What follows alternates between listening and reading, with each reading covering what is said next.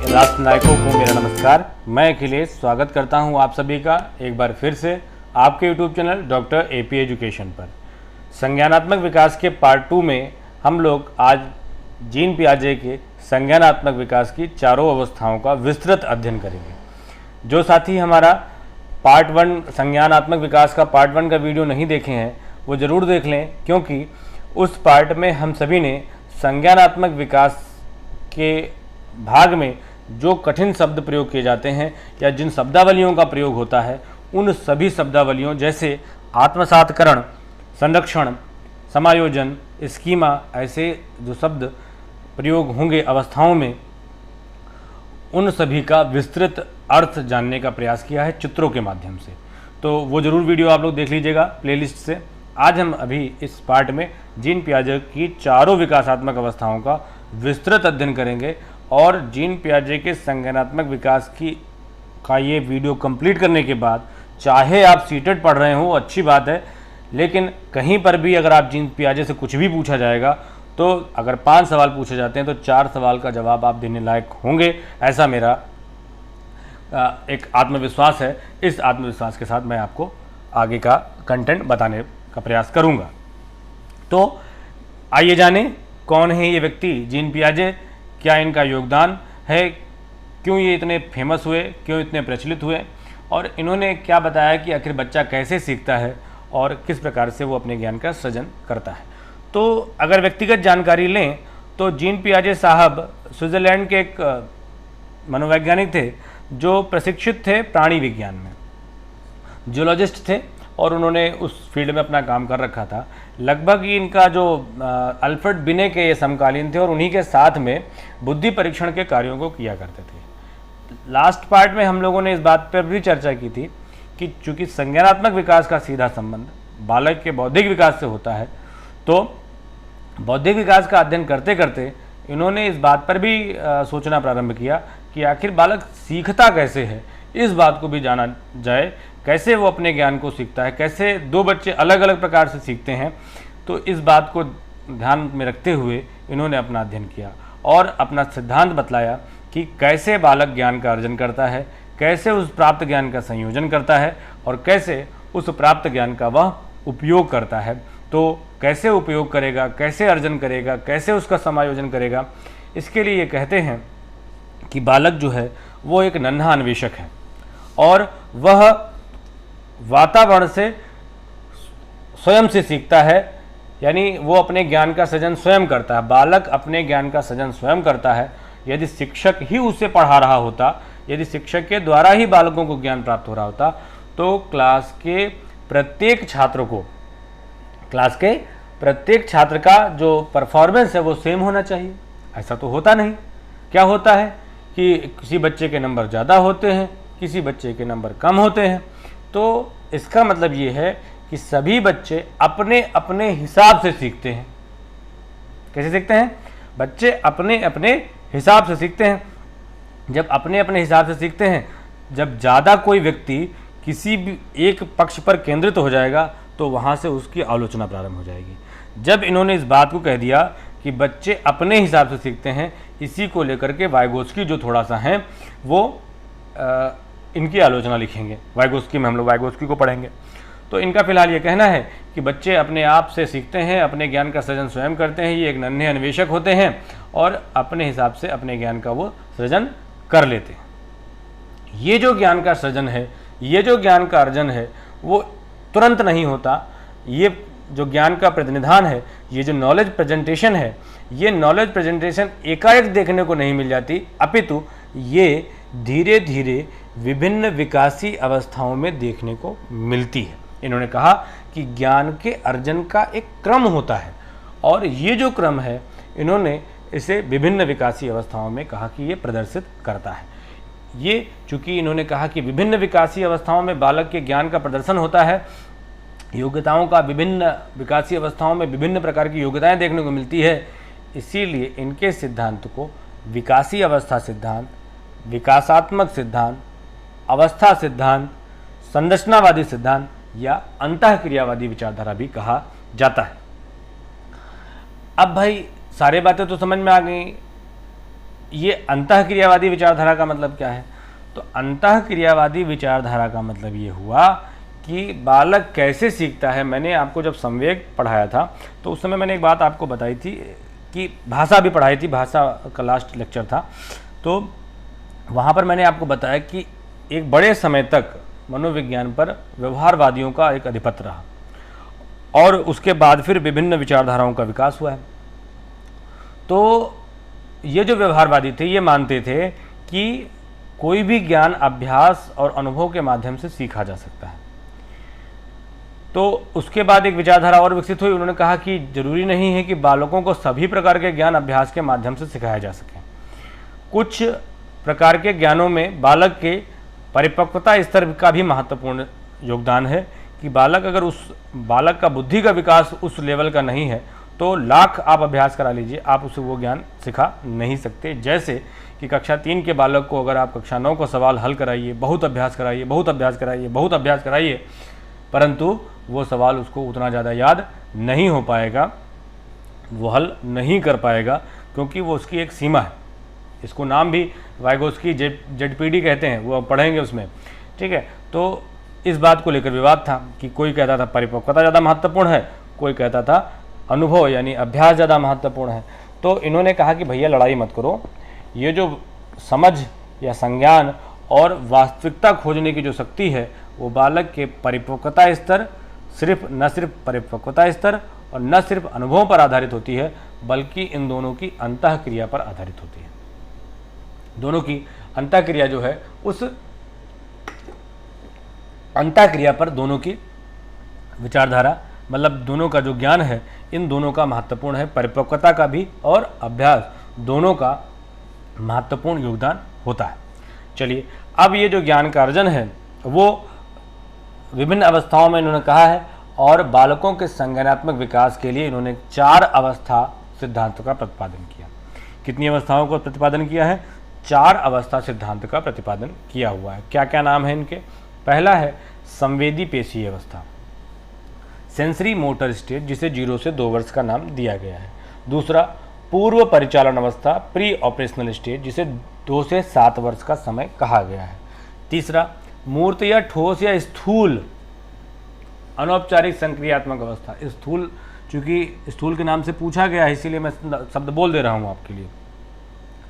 मूर्त, ठोस या स्थूल अनौपचारिक संक्रियात्मक अवस्था, कंक्रीट ऑपरेशनल स्टेज 7 से 11 वर्ष का समय। अमूर्त या औपचारिक संक्रियात्मक अवस्था, स्टेज ऑफ फॉर्मल ऑपरेशन, 11 से 15 वर्ष का समय। ये आपके लिए ये इन्होंने 4 अवस्थाओं में बांट दिया। इसको हम लोग चित्र के माध्यम से बढ़िया पढ़ेंगे, एक एक अवस्था के बारे में बहुत अच्छे तरीके से सारी चीज़ें जान लेंगे। पहले में बच्चा क्या है? Sensory motor stage, birth to 2 year, और प्री ऑपरेशनल स्टेज 2 से 7 वर्ष, और कंक्रीट ऑपरेशनल स्टेज 7 से 11 वर्ष, और फॉर्मल ऑपरेशनल स्टेज 12 से एबव की बात हो रही है। इसको थोड़ा सा ध्यान से देख लीजिएगा, उसके बाद जब कहीं इसकी बात आएगी तो मैं चित्र आपको दोबारा दिखाऊंगा, ठीक है। तो संवेदी पेशीय अवस्था वो है, यानी जन्म से लेकर 2 वर्ष का जो समय है, इस अवस्था में आपने देखा होगा कि इस उम्र के बच्चे किसी भी वस्तु को उठाकर मुंह में रखने का प्रयास करते हैं, किसी भी वस्तु को पकड़ने का प्रयास करते हैं, यानी वो क्या करते हैं, इस उम्र के बालकों में किसी भी चीज़ को जानने के लिए उसे अपने संवेदी अंगों के माध्यम से जानने की प्रबलता रहती है। शरीर के संवेदी अंगों के माध्यम से ज्ञान प्राप्त करने की प्रबलता इस आयु वर्ग में देखी गई है, यानी किसी वस्तु को मुंह में रखना, हाथ से छूना, इधर उधर करना, ऐसी चीज़ें आपने अक्सर ऐसे उम्र के बालकों के व्यवहार में देखी होंगी। अब ये जो 2 साल का जो समय है, ये जो सारी विशेषताएं हैं वो एकाएक तो दिखेंगी नहीं, ये कुछ समय व्यतीत होते हुए दिखाई देंगी। तो इस पूरे सेंसरी मोटर स्टेज को या संवेदी पेशी अवस्था को जीन पियाजे ने 6 उप अवस्थाओं में बांटा है। सबके बारे में नहीं पढ़ेंगे, चिंता मत करिए। तो 6 उप अवस्थाओं में बांटा है। लगभग इन्होंने कहा कि लगभग 1 साल तक आते आते बच्चा अनुकरण करना प्रारंभ कर देता है, और इस उम्र में आने पर बालक जो भी स्कीमा सीखता है वह एक परिस्थिति से दूसरी परिस्थिति में सामान्यीकरण करना प्रारंभ कर देते हैं। इसका मतलब क्या हुआ, स्कीमा का मतलब क्या हुआ, आपको मैं बता चुका हूँ। एक बार का जो उसका ज्ञान का निर्माण है, ठीक है, वह उसका स्कीमा है, उसकी जो समझ है वास्तविक जीवन के बारे में, वह उसकी स्कीमा है। अच्छे तरीके से मैंने चित्र के रूप में आपको समझाया था, आप लास्ट लेक्चर देख लीजिए। अब मैंने आपको बताया था कि बच्चा अगर दूध पीता है तो दूध की बोतल, वो दूध नहीं कहता, मिल्क नहीं कहता, वो दूध की बोतल कहता है, और बोतल या शीशी उसके प्रतीक होती है कि उसको भूख लगी है। अब वो उसका भोजन का जो नाम है, उसके भोजन का नाम है शीशी या बोतल, दूध की बोतल। तो वो अब उसको दोबारा जब भूख लगती है तो भी वो वही शब्द का प्रयोग दोबारा करता है। ठीक है, इस तरीके से बालक एक उम्र में जो स्कीमा सीखते हैं, वह मतलब जो स्कीमा सीखते हैं वो एक परिस्थिति से दूसरी परिस्थिति में भी उसका प्रयोग करना प्रारंभ कर देते हैं। जो भी उसकी सोच बन जाती है, स्कीमा का मतलब और कुछ नहीं है भाई, सोच है, जो भी सोच उसकी बन जाती है एक विषय वस्तु को लेकर के, वह वैसी ही उसके प्रति वो हमेशा के लिए वह दूसरी परिस्थिति में भी उसी प्रकार से वो उसका प्रयोग करता है। आगे लगभग 1.5 से 2 साल की अवस्था तक आते आते बच्चों में उत्सुकता अभिप्रेरक अधिक प्रबल हो जाता है, और क्या होता है कि लगभग 1.5 से 2 साल की अवस्था तक आते आते बच्चा आखिरी जो इसकी अवस्था है, मानसिक संयोग द्वारा मेंटल कॉम्बिनेशन के माध्यम से जो वो ज्ञान प्राप्त करने का प्रयास कर रहा है, इसके माध्यम से वो नए साधनों की खोज की अवस्था भी इसे कहा गया है। इस अवस्था में बच्चे चिंतन करना प्रारंभ कर देते हैं, और चिंतन के माध्यम से क्या है कि वह चिंतन का मतलब यह है कि कोई वस्तु अगर उसके सामने से चली जाती है तो भी वह उसके बारे में थोड़ा थोड़ा सोचने का प्रयास करते हैं। क्या कहा गया, बालक उन वस्तुओं के प्रति भी अनुक्रिया करना प्रारंभ कर देते हैं जो सीधे दृष्टिगोचर नहीं होती।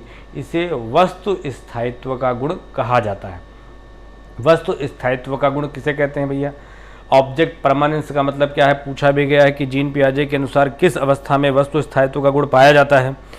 तो ये क्वेश्चन पूछा गया, बहुत बार पूछा गया, कई परीक्षाओं में पूछा गया। उत्तराखंड या यूके टेट में पूछा गया, यूपी टेट में पूछा गया, सी टेट में पूछा गया, बहुत बार ये क्वेश्चन पूछा गया। यूजीसी नेट की परीक्षाओं में पूछा गया। ये वस्तु स्थायित्व गुण बहुत पूछा जाता है। तो ऑब्जेक्ट परमानेंस का जो गुण है वो संवेदी पेशी अवस्था में पाया जाता है, एक बात। दूसरी बात है क्या, ये मान लो एक बच्चा है लगभग 2 साल का, उसके पिता ऑफिस गए, तो ऑफिस जाने के बाद भी वो बात बीच बीच में उनको याद करता है वो, और जो एक फिक्स टाइम है ऑफिस से लौटने का, उस समय तो वो कुछ ज़्यादा ही याद करने लग जाता है। तो ये जो ऑब्जेक्ट परमानेंस है, या फिर दूसरा एक उदाहरण देख लें, आप कई बार बच्चों ने आपसे मोबाइल मांगने का प्रयास किया, गाड़ी की चाबी आपसे छीनते हैं, तो आप क्या करते हो, ऐसे ऐसे गोल गोल घुमा के कहते हो कि ये तो कौवा ले गया। ठीक है, कहते ही नहीं कहते हम लोग बच्चों को। तो वो जो बातें हैं, फिर धीरे धीरे वो एक समय तक तो ठीक है, लेकिन थोड़ा जब बड़ा हो जाता है तो वो फिर वो देख लेता है कि कौवा यहाँ कहाँ आ गया, कमरा बंद है, कौवा कहाँ से आ जाएगा, ये कहीं इधर उधर छुपाए होंगे। तो वो फिर इधर तकिए के नीचे, फिर इधर उधर देखने के गद्दे के नीचे देखता है और उसको ढूंढने का प्रयास करता है। यानी खिलौना उसके सामने से अगर हट भी जाता है तो भी वो उसे खोजने का प्रयास करने लगता है। इसे ऑब्जेक्ट्स परमानेंट का गुण कहते हैं, वस्तु स्थायित्व का गुण कहा जाता है। ये संवेदी पेशी अवस्था का एक विशेष गुण है। दूसरी बात करें, पूर्व परिचालन अवस्था या पूर्व संक्रियात्मक अवस्था, ये 2 से 7 वर्ष की अवस्था है। 2, 3, 4, 5, 6, 7, यानी लगभग 2, 3, 4, 5, 6, 7, लगभग 6 साल की अवस्था का जो समय है, 6 वर्ष का जो समय है, उसको पूर्व संप्रत्यात्मक अवस्था, पूर्व परिचालन अवस्था, प्री ऑपरेशनल स्टेज के नाम से जाना जाता है। इस अवस्था को अगर आप थोड़ा सा मिलान करिए विकासीय अवस्थाओं से, तो इसी उम्र को आपने पूर्व बाल्यावस्था का भी नाम दिया था। तो पूर्व बाल्यावस्था के जो भी गुण हैं, जो विशेषताएं हैं, जो व्यवहार हैं, वो इस उम्र के बालकों में तो हो ही रही होंगी। अब इनकी समझ किस प्रकार से इस उम्र के बालकों की विकसित होती है, इसके बारे में जीन पियाजे कहते हैं। और इस पूरे 6 साल की अवस्था को इन्होंने 2 भागों में बांट दिया है। पूर्व संक्रियात्मक अवस्था को 2 भागों में बांटा। पहला इन्होंने नाम दिया पूर्व संप्रत्यात्मक अवधि, प्री कॉन्सेप्चुअल पीरियड, 2 से 4 वर्ष का समय। जो पूर्व संप्रत्यात्मक अवधि है, इस अवस्था में बालक सूचकता विकसित कर लेते हैं। अर्थात सूचकता क्या है, इंडिकेटर्स क्या हैं, अर्थात बच्चे प्रतीकों एवं चिन्हों के माध्यम से सीखने का प्रयास करते हैं। प्रतीक और चिन्ह क्या हैं? प्रतीक को संकेत भी कहते हैं, संकेत और चिन्हों के माध्यम से सीखने का प्रयास करता है।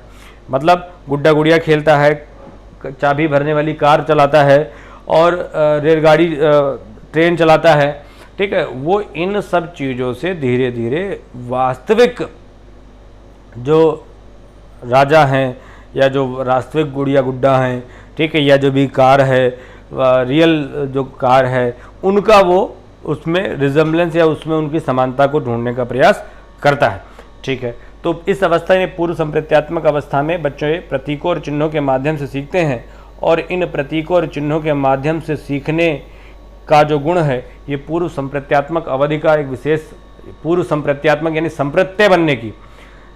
टू व्हीलर और फोर व्हीलर में क्या अंतर है, ये धीरे धीरे आगे उसको समझ में आ जाएगा, क्योंकि उसने टू व्हीलर और फोर व्हीलर का खिलौना खेला है। तो अंतर मैंने आपको बताया। संप्रत्यय का मतलब क्या होता है? संप्रत्यय का मतलब होता है कि पहले तो कॉन्सेप्ट, इसे इंग्लिश में कहते हैं कि किसी चीज़ को लेकर किसी व्यक्ति का कॉन्सेप्ट एकदम क्लियर है। तो कॉन्सेप्ट क्लियर है मतलब दो एक जैसी अगर थोड़ा सा मिलती जुलती हैं तो दोनों में वो अंतर कर ले जाए, तभी तो उसका कॉन्सेप्ट क्लियर है। जैसे दूध और पानी दोनों क्या है, लिक्विड फॉर्म में है। अगर बालक का क्लियर कॉन्सेप्ट है मिल्क को लेकर और वाटर को लेकर, तो वो दोनों लिक्विड फॉर्म में दूध और पानी को अलग अलग कर पाएगा। आगे के जीवन में जो इसके कॉन्सेप्ट का निर्माण होना है, वो इसीलिए इस अवस्था को पूर्व संप्रत्यात्मक अवस्था भी कहा जाता, अवधि कहा गया है, क्योंकि यहाँ पर जो वो प्रतीकों और चिन्हों के माध्यम से सीख रहा है, उसी प्रतीक और चिन्ह का प्रयोग वो आगे अपने वास्तविक जीवन में, अपने संप्रत्यय के निर्माण में, अपने कॉन्सेप्ट डेवलपमेंट में आगे करेगा।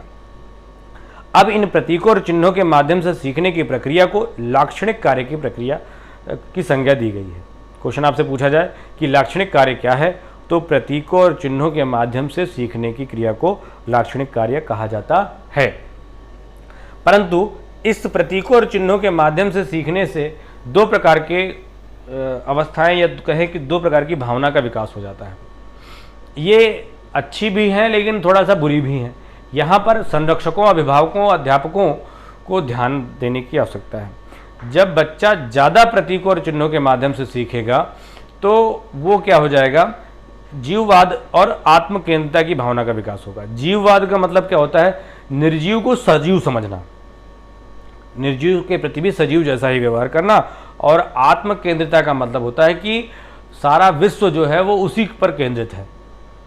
ऐसा ही क्वेश्चन पूछा गया था। आत्मकेंद्रित क्या है, अहम केंद्रित का मतलब क्या होता है, ठीक है।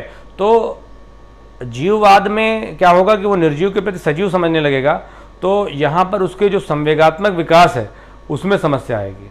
और आपने कहा था कि संवेगात्मक विकास जब आपने पढ़ा है, जहाँ कहीं भी विकास की बात आएगी तो विकास मतलब उस बात पर नियंत्रण करना सीखना।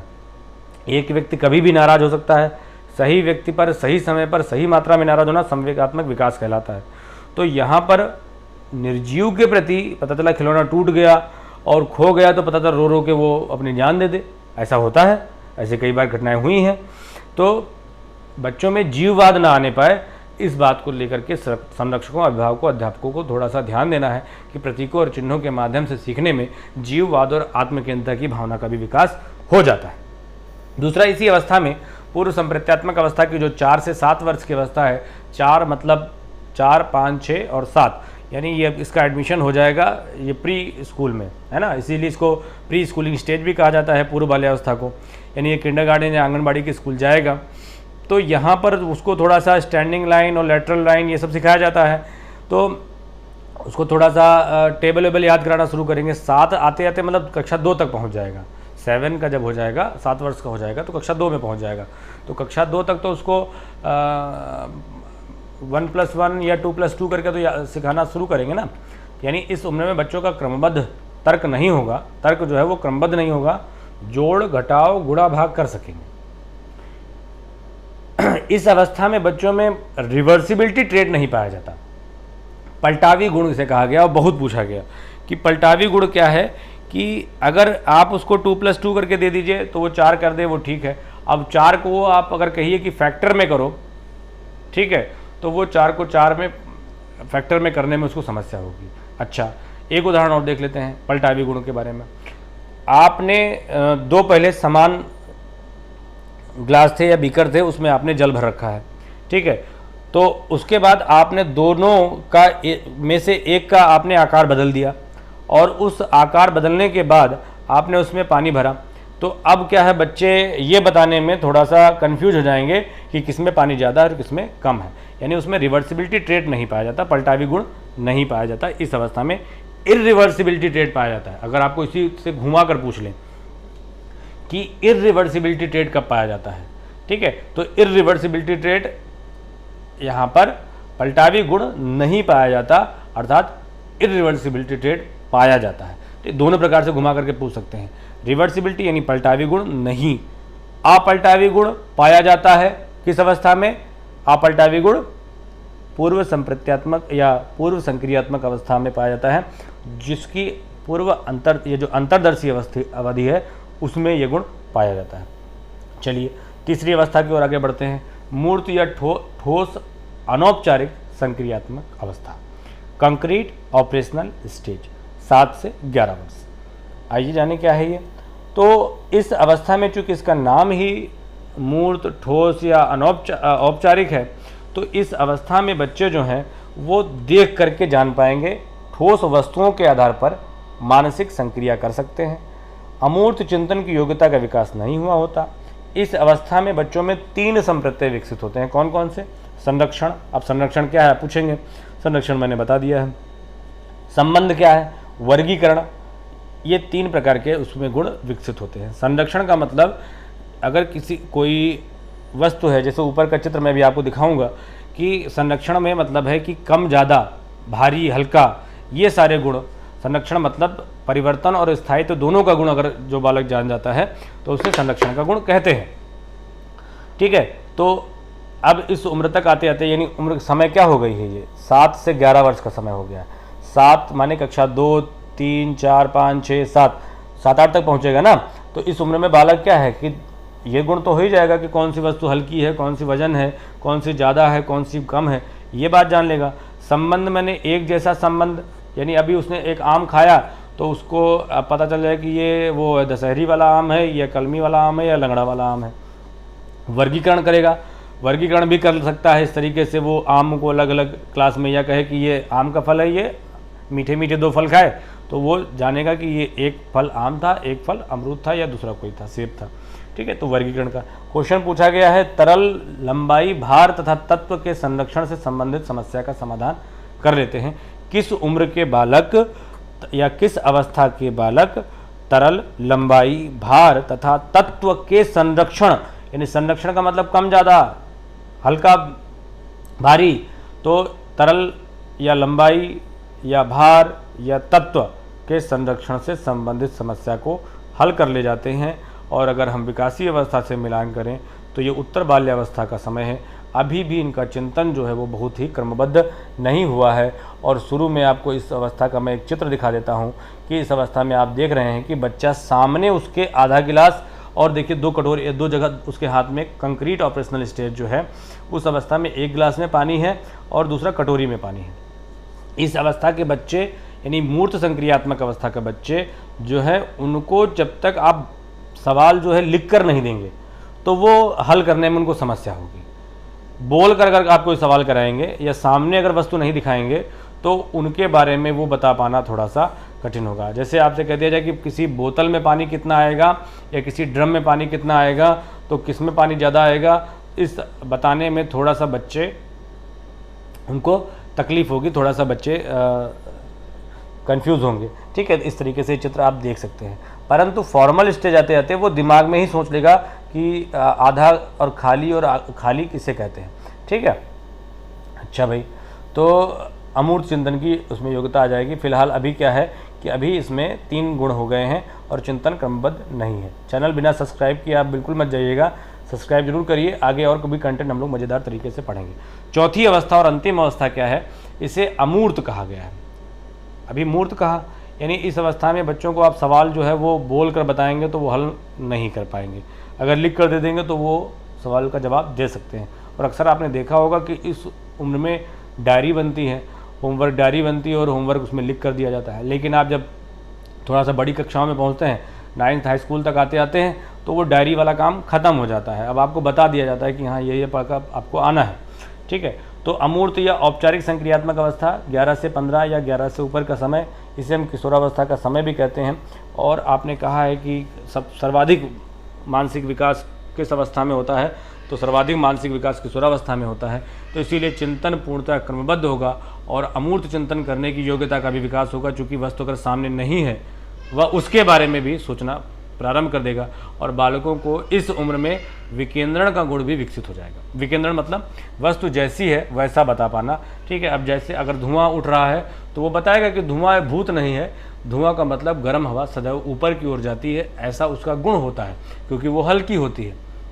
अब वस्तु जैसी वैसा बताने का गुण भी इसमें आ जाता है। तो विकेंद्रण का गुण किस अवस्था में पाया जाता है, तो विकेंद्रण का गुण मूर्त या अमूर्त संक्रियात्मक अवस्था या औपचारिक संक्रियात्मक अवस्था में देखने को मिलता है। संरक्षण और संबंध और वर्गीकरण का गुण किस अवस्था में देखने को मिलेगा, तो स्थूल अवस्था में या ठोस अवस्था में या मूर्त संक्रियात्मक अवस्था में देखने को मिलेगा। इस तरीके से हम लोगों ने चारों अवस्थाओं का अध्ययन किया। अगर चैनल अभी तक आपने सब्सक्राइब नहीं किया है तो ज़रूर सब्सक्राइब करिएगा। अगले लेक्चर में हम लोग वाइगोत्स्की के संज्ञानात्मक विकास का सिद्धांत अच्छे से पढ़ेंगे और देखेंगे आखिर किस प्रकार से इन्होंने इसकी आलोचना की है और किस प्रकार से इन्होंने अपना सिद्धांत प्रस्तुत किया। तब तक के लिए स्वस्थ रहिए और अपना अध्ययन करते रहिए।